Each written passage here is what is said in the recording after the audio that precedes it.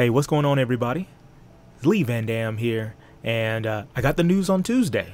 So let's go ahead and go over it before they change their minds.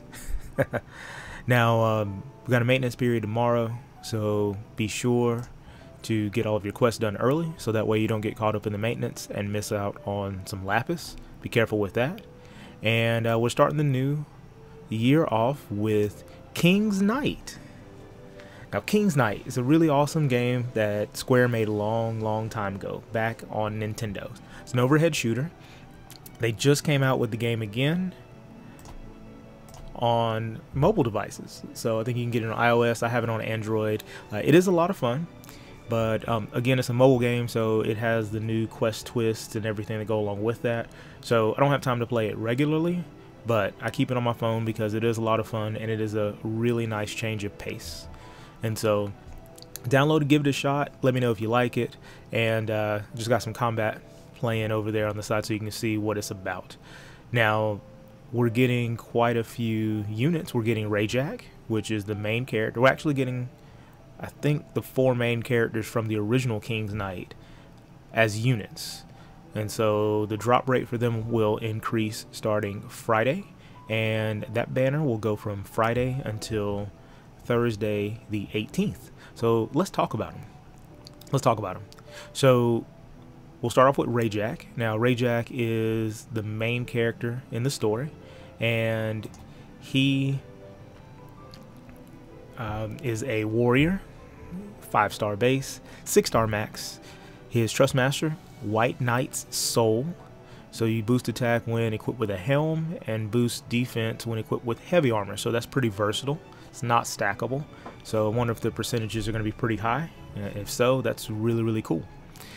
Featured abilities, you've got the Stuff of Legends. Looks like it is a buff. Boost attack, defense, and light resistance for all allies. Nice. Cheer with some light resistance. That's nice. You got Lightning Strike. Light damage to one enemy, and caster can dodge some physical attacks 2 times. So he can make himself evade a little bit better, so that could be good for an evade tank. Nicole may hook him up. Sacred Strike is going to deal partial unmitigated damage and reduce light resistance for one enemy. So he can buff his own damage because he'll lower the light resist, and then he has light damage to deal with. That's pretty awesome. Pretty cool. So hopefully the modifiers are good. Since he's a warrior, looks like physical attacker is going to be his niche, so if his modifiers are good, then he'll be able to deal good damage by himself. So new global edition, hopefully be really good. Same with, we've got Khaliva. It's going to be a wizard, and 4-star base, 6-star max. That's who I was playing with in the demo, actually, fighting the dragon that we're going to talk about in just a second. Trust Master is going to be unmatched wizardry. It boosts spirit by 10% and magic when armed with a one-handed weapon with the other hand empty. So I'm wondering if this is going to be like a double hand for wizards. So they didn't tell us the percentage of magic, so hopefully it's really high, hopefully 100%. So then we've got double hand for wizards, so that's really interesting. Hope it turns out well. Featured abilities: Path of Wizardry, boost magic when armed with a one-handed weapon with the other hand empty. So he already has this double hand in his kit, so he's already got it.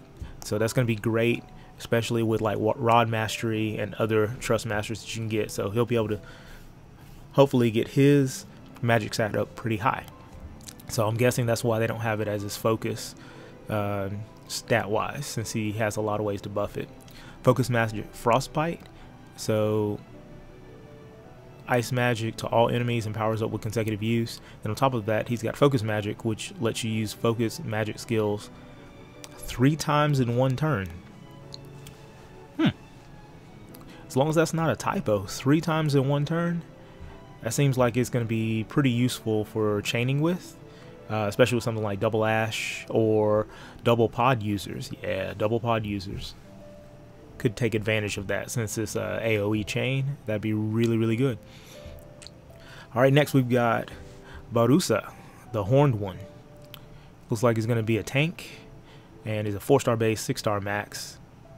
Trust Master's Coward Courage, boosts defense by 30%, earth resistance by 30%, and enables primal instincts. And so primal instincts, it reduces damage taken for all allies for 3 turns. Now it looks like primal instinct is a separate skill, so that'll be something that you'll have to cast on next turn. We'll see. The way it's worded, that's what it looks like. We've got force field magic, boosts spirit and reduces magic damage taken for 1 ally for 3 turns. Force field attack, boosts defense and reduces physical damage taken for 1 ally for 3 turns. And protector of Othelia, chance to take physical damage for an ally. So that's interesting. He's got some tanking stuff, and he can also throw protection on a different ally. You know, that could be useful if you set it up right. We'll just have to kind of see what the percentages are and just find out if it's worth it. Last but not least, we've got Toby. Toby the Thief. Alright, so he's physical attacker, 3-star base, 5-star max. So outside of the beginning of the game, he won't be incredibly useful unless you're getting bonus stuff from the raid. Trustmaster, though, turbulent evasion. And so with turbulent evasion, you boost attack by 10%, wind resistance by 20%, and chance of evading physical attacks. So it's really not as good as quick assault, but it's broken down further and has wind resistance on it. I don't know if that being spread out is that good, to be honest with you, but you know, evasion's evasion, so if that's the way you can get evasion, can't argue with that. Tortoise Toss, wind damage to 1 enemy, sleight of hand, wind damage to all enemies, and boost attack for all allies. That's pretty good, especially if you're just starting to play the game. And then Grand Larceny, wind damage and reduces wind resistance for 1 enemy. So this is really, really good for the beginning of the game because you get hold of an Imperil, you get hold of an attack boost for all of your allies. So he will be very, very useful until you get to that point where 5 stars really just don't work for you anymore. So that's nice. That's very nice. And so all of these are new for global. So that's really cool. They're making new units for us. Man, can't argue with that at all. Now the next thing we've got going on is going to be the raid event, Wrath of the Dark Dragon. And so the event's Conqueror of Islander. Isander, I'm sorry, I put an L in there for no reason. And so based off of King's Night, starts Friday. It's going to last until Thursday, so it's going to last for 2 weeks. So Tolfadan, the dragon that you saw in that video, is going to appear in the Dimensional Vortex. And so you damage Tolfadan to obtain event points and raid coins. You get individual rewards based on the points you've collected. So standard raid fare. Perform raid summons with raid coins that you collect, and you're going to be able to craft some equipment. Some of the recipes that we've got are, okay, so we've got Lightbringer, a 96 attack light elemental sword. It's not bad. Enables Morningstar if Rayjack equips it, which gives him the ability to deal light damage and heal himself. Interesting. Really good if Rayjack's your main person and you don't have anybody else, but that's still very good for Orlando to get some Imperils off. A little bit higher damage than Durandal, but it doesn't benefit from his large sword mastery, so you gotta be careful with that. You got grasping spear. So grasping spear, 133 hit points. That's nice. 28 defense, 28 spirit, 30% earth resistance. And you get carpet bomb when equipped by Barusa, and that's earth damage to all enemies and boost defense for self. So I can imagine, because he flies in the game, so that's pretty interesting to put that in there. That's cool.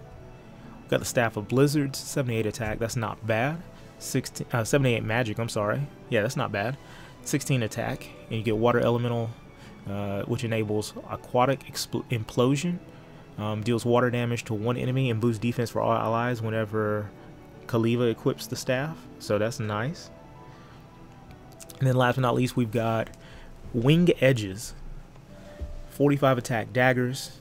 So it has Speed Plus, which is a 5% chance to evade, and Tornado Alley, which is wind damage to all enemies. But only Tornado Alley is Toby specific. So you get the evade from Speed Plus. So this is a higher damage dagger than the Shield Breaker, which you can get in the story. which gives you the same amount of evasion.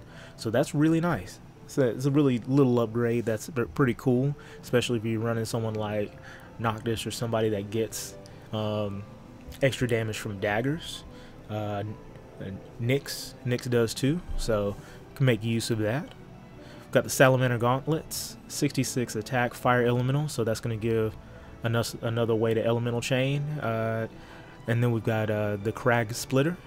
It's a great sword, 56 attack, 15 defense, 5% hit points. It's pretty interesting for mid game. Earth elemental, so you can work on some earth elemental chains too. So that's really promising. Very nice.